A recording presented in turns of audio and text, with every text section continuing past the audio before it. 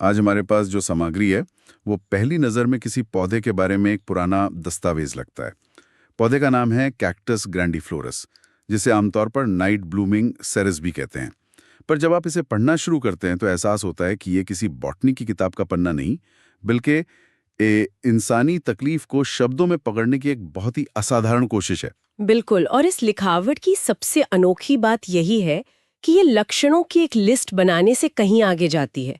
ये हमें सीधे उस एहसास के अंदर ले जाती है जो मरीज महसूस कर रहा है। और इसका जो केंद्रीय भाव है जो बार बार लौट कर आता है वो है जकड़न का, कसाव का, एक तरह से चारों तरफ से भींचे जाने का एहसास। हाँ, ऐसा लगता है जैसे लिखने वाले का मकसद सिर्फ ये बताना नहीं था कि क्या हो रहा है, बल्कि ये समझाना था कि कैसा महसूस हो रहा है। बिल्कुल सही। और इसकी शुरुआत ही एक ऐसी छवि से होती है जिसे भूलना मुश्किल है। इसमें लिखा है, पूरा शरीर ऐसा महसूस होता है जैसे उसे एक पिंजरे में बंद कर दिया गया हो और पिंजरे के हर तार को लगातार और ज्यादा कसा जा रहा हो। ये पढ़कर ही एक एक बेचैनी सी होती है। यही इस विवरण की ताकत है।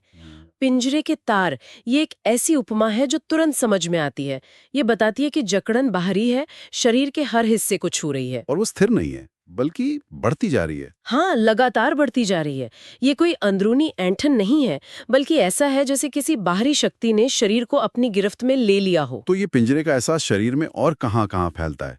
क्योंकि अगर ये सिर्फ एक भावना होती तो शायद इतनी। नहीं नहीं, ये सिर्फ एक भावना नहीं है, ये बहुत ही विशिष्ट है। दस्तावेज इसे बहुत ठोस रूप देता है। गले में, छाती में, दिल में, यहाँ तक कि ब्लैडर, मलाशय और गर्भाशय जैसे अंदरूनी अंगों में भी इसी तरह के संकुचन का जिक्र है। अच्छा। और जो बात इसे और भी गंभीर बनाती है वो ये है कि ये एहसास अक्सर बहुत संवेदनशील होता है।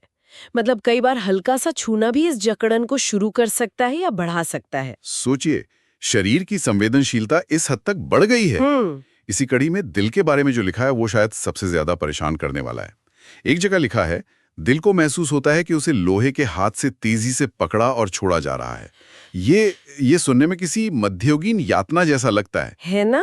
पर मेरे हिसाब से ये सिर्फ काव्यात्मक नहीं है, ये बहुत सटीक है। सटीक कैसे? देखिए, लोहे का हाथ हमें 3 चीजें बताता है। पहली, जकड़न बहुत मजबूत है, लोहे जैसी। दूसरी, ये हिंसक है, एक पकड़ है। और तीसरी, ये लयबद्ध है, पकड़ा और छोड़ा जा रहा है। ये एक लगातार होने वाली क्रिया है। ये शायद दिल की धड़कनों के साथ होने वाले दर्द की ओर इशारा कर रहा है, जो हर धड़कन के साथ भींचता और छोड़ता है। अच्छा, तो ये सिर्फ बहुत तेज दर्द कहने से कहीं ज्यादा जानकारी देता है।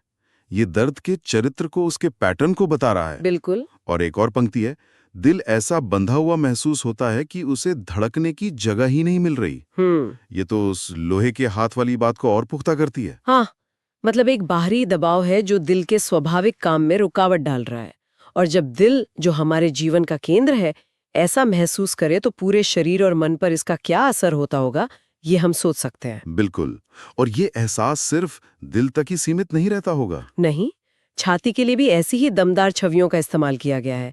जैसे छाती पर एक बहुत बड़े वजन का दबाव महसूस होना, या फिर ये कि एक लोहे के बैंड ने सामान्य गति को रोक दिया है। फिर से वही बाहरी दबाव की बात, पिंजरे के तार, लोहे का हाथ और अब लोहे का बैंड। हाँ, ये सब एक ही कहानी कह रहे हैं। शरीर की आजादी छिन गई है। जब शरीर पर, खासकर छाती पर इतना दबाव हो तो जाहिर है इसका असर सिर पर भी महसूस होता होगा।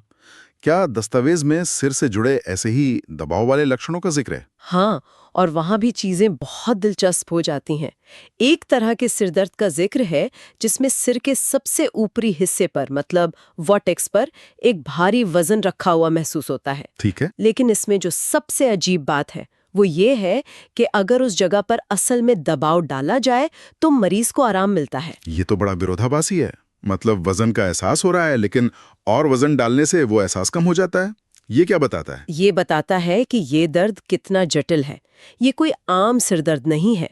शायद बाहरी दबाव एक तरह से अंदरूनी सनसनी को शांत करता है या दिमाग का ध्यान बटाता है। और इस सिरदर्द को रजोनिवृत्ति निवृत्ति से भी जोड़ा गया है ना? हाँ, इसे क्लाइमेक्टेरिक सिरदर्द कहा गया है। लेकिन एक और तरह के सिरदर्द का भी जिक्र है जो बिल्कुल अलग है। वो कैसा है? वो दाएं तरफ होने वाला धड़कता हुआ, फड़कता हुआ और तेज दर्द है। और इसका संबंध कंजेशन से बताया गया है। कंजेशन मतलब? कंजेशन यानी शरीर के किसी हिस्से में खून या किसी और तरल पदार्थ का जरूरत से ज्यादा जमा हो जाना। आप इसे एक तरह का बायोलॉजिकल ट्रैफिक जैम समझ सकती हैं। अच्छा, तो एक तरफ सिर पर एक स्थिर वजन का एहसास है और दूसरी तरफ अंदरूनी ट्रैफिक जैम की वजह से होने वाला धड़कता हुआ दर्द। बिल्कुल, दोनों बिल्कुल अलग अनुभव है। ये कंजेशन वाली बात मुझे दस्तावेज की शुरुआत में ले जाती है। वहां जिक्र था कि ये लक्षण उन लोगों में ज्यादा दिखते हैं जिनमें सैंग्विनस कंजेशंस की प्रवृत्ति होती है। क्या आप इसे थोड़ा आसान भाषा में समझा सकती हैं? हाँ, सैंग्विनस कंजेशंस का मतलब है शरीर में खून के जमा होने की प्रवृत्ति, और इसका जिक्र उन लोगों के संदर्भ में है जिनका शरीर भरा पूरा होता है, चेहरे पर अक्सर लाली रहती है और जिनमें रक्त का संचार तेज होता है। सही कहा। ऐसे लोगों में शरीर के अलग अलग हिस्सों में खून जमा होकर दबाव बना सकता है, जिससे अक्सर रक्तस्राव या हेमरेज होने का खतरा रहता है। हाँ, दस्तावेज में नाक, फेफड़े, पेट, मलाशय और ब्लैडर से खून बहने का जिक्र है। बिल्कुल। तो अब तस्वीर थोड़ी और साफ हो रही है। एक तरफ शरीर को बाहर से पीछे जाने का एहसास है, पिंजरा, लोहे का हाथ, और दूसरी तरफ शरीर के अंदर भी एक तरह का दबाव बन रहा है। ये खून का जमाव यानी कंजेशन। आपने बिल्कुल सही पकड़ा। ये एक दोहरा हमला है, अंदर से भी और बाहर से भी। एक दोहरी मार जैसी स्थिति है। हाँ, और शायद यही वजह है कि दर्द का एक और विवरण इतना असाधारण है।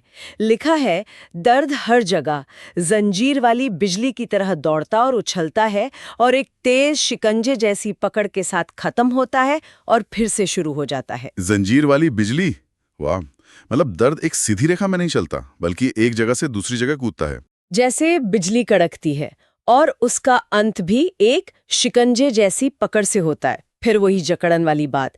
ये दर्द की गति और उसके चरित्र दोनों को एक साथ बयां करता है। जब शरीर इस तरह की तकलीफ से गुजर रहा हो, जहां हर तरफ से दबाव हो, जकड़न हो, अप्रत्याशित दर्द हो, तो इसका दिमाग पर, इंसान की मानसिक स्थिति पर क्या असर पड़ता होगा? क्या दस्तावेज इस बारे में कुछ बताता है? हाँ, और ये हिस्सा बहुत अहम है। इसमें साफ लिखा है, मौत का डर, ये विश्वास कि बीमारी लाइलाज है। ये समझना बिल्कुल भी मुश्किल नहीं है, जब आपका अपना शरीर ही एक पिंजरा या एक यातना गृह बन जाए। बिल्कुल। जब आपको लगे कि आपका दिल किसी लोहे के हाथ में है, तो ये सोचना स्वाभाविक है कि आप एक बहुत गंभीर और शायद लाइलाज बीमारी से जूझ रहे हैं। तो ये शारीरिक कैद एक तरह से मानसिक कैद को भी जन्म दे रही है। शरीर की बेबसी मन की नाउमीदी में बदल जाती है। बिल्कुल। जब शरीर पर हमारा नियंत्रण खत्म होता हुआ महसूस होता है, तो भविष्य अंधकार में दिखना एक स्वाभाविक मानसिक प्रतिक्रिया है। डर और नाउमीदी उस शारीरिक अनुभव का ही एक हिस्सा बन जाते हैं। इस पूरी तस्वीर में कुछ और भी बहुत ही बारीक और अनोखे लक्षण हैं। जैसे एक जिक्र है महिलाओं के मासिक धर्म को लेकर। हाँ, वो बहुत ही विशिष्ट लक्षण है। लिखा है कि मासिक धर्म का प्रवास सिर्फ लेटने पर होता है। सिर्फ लेटने पर? हाँ, और जैसे ही मरीज चलना फिरना शुरू करता है, वो रुक जाता है। ये एक बहुत ही अजीब और उल्टा पैटर्न है, क्योंकि आमतौर पर चलने फिरने से प्रवाह बढ़ता है। ये दिखाता है कि लिखने वाले ने कितने छोटे छोटे और असामान्य बदलावों पर भी ध्यान दिया है। और एक और चीज है जो मुझे बहुत दिलचस्प लगी, बुखार का पैटर्न। हाँ, वो कोई आम बुखार नहीं है। दस्तावेज में बताया गया है कि बुखार का दौरा एक निश्चित समय पर लौट कर आता है। क्या समय है? ठीक सुबह 11 बजे और रात 11 बजे। एकदम सटीक। हाँ, ये घड़ी की सुई जैसी सटीकता इस पूरी तस्वीर को और भी रहस्यमय और विशिष्ट बना देती है। जी। ये बताता है कि इस स्थिति में शरीर की अपनी लय, उसका अपना इंटरनल क्लॉक भी गड़बड़ा गया है, लेकिन एक नए, अजीब और सटीक पैटर्न में। तो अगर हम इस सब को एक साथ देखें, तो हमारे सामने क्या तस्वीर उभरती है? हमने एक पौधे कैक्टस ग्रैंडिफ्लोरस के बहाने एक खास तरह की मानवीय पीड़ा को समझने की कोशिश की है। हाँ, इसका सार यही है। ये सिर्फ लक्षणों की एक सूची नहीं है, ये एक अनुभव का चित्र है।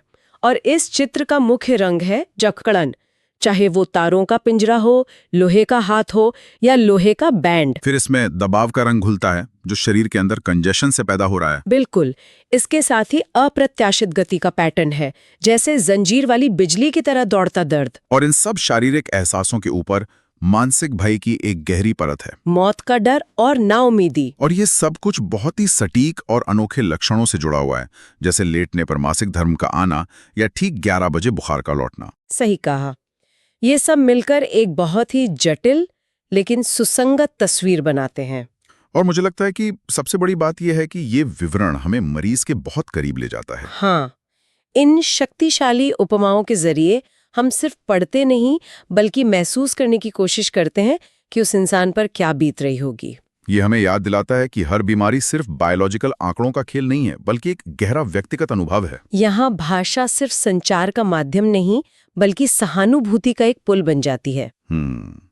ये हमें एक बहुत ही दिलचस्प सवाल पर लाकर छोड़ता है। इस दस्तावेज के आखिर में तुलना के लिए कुछ और चीजों का जिक्र है, जैसे एकोनाइट, लैकेसिस वगैरह। तो ये सोचने वाली बात है कि क्या उनके विवरणों में भी दर्द और तकलीफ को ऐसी ही शक्तिशाली छवियों के जरिए समझाया गया होगा, या फिर हर पीड़ा की अपनी एक अलग भाषा होती है, अपनी अलग उपमाएं होती हैं? अच्छा सवाल है। कैक्टस का लोहे का हाथ तो हमने देख लिया, क्या किसी और चीज का वर्णन शीशे के टुकड़ों या जलती हुई आग जैसी उपमाओं से किया गया होगा? ये जानना वाकई दिलचस्प